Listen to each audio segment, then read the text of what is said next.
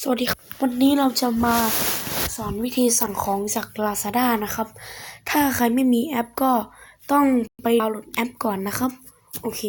สำหรับท่านไหนที่ดาวน์โหลดแอปมาเรียบร้อยเข้าไปดูในตัวแอปเลยครับ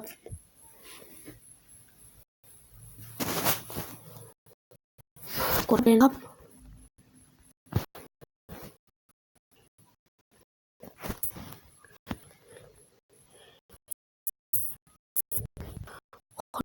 ดูนะครับเดี๋ยวสักครั้งแป๊บนึงนะครับ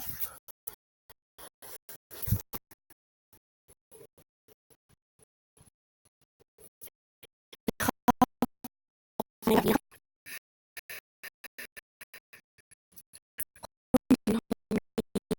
พอเรา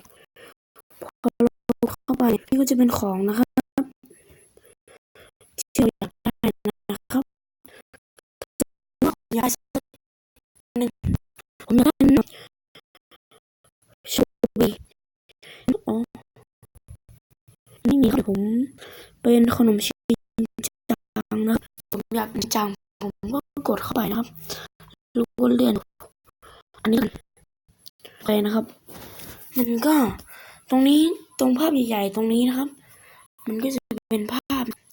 ให้เราได้เลือกชมสินค้าแล้วตรงนี้ก็จะเป็นรายละเอียดทั้งหมดเลยนะครับก็จะเป็นการบอกรีวิวนะครับโอเคตรงนี้เนี่ยเราก็จะมาดูค่าจัดส่งแล้วก็วันเวลานะครับทีนี้แบบส่งแบบธรรมดานะครับ3-7 วันเนาะโอเคนะครับโอเคแบบนี้เป็นแบบนี้นะครับโอเคทีนี้ถ้าผมอยากได้ผมก็กดนี่นะครับเข้าไป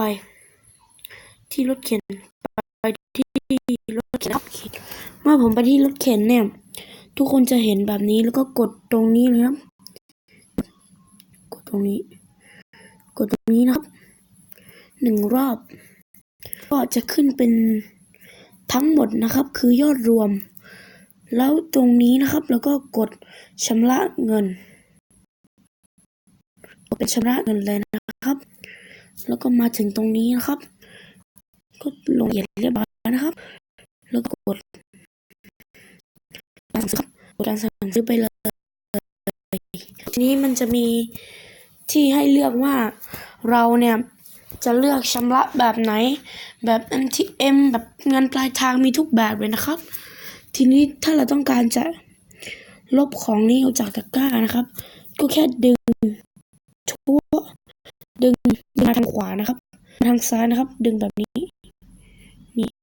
ดึงแบบนี้นะครับแล้วก็กดที่ลูกขยับแบบนี้เขาก็จะลบแล้วมันก็จะมีว่าไม่มีสินค้าอยู่ในรถเข็นนะแบบนี้นะครับโอเคนี่ก็เป็นรายละเอียดรูปต่างๆเลยนะครับโอเคสำหรับนี้ก็ผมลืมบอกไปครับนี่ก็จะเป็นร้านค้าถ้าสนใจร้านค้าครับเราก็สามารถเข้าไปดูร้านค้าได้นะครับมันก็จะมีทั้งหมดแล้วครับตรงนี้ก็จะเป็นห้องแชทนะครับเมื่อเรามีข้อสงสัยเกี่ยวกับก็ให้แชทในนี้ได้เลยนะครับนี่ครับก็ถามแล้วนะครับแบบนี้เลยครับโอเคแค่นี้ก่อนนะครับบ๊ายบายสวัสดีครับ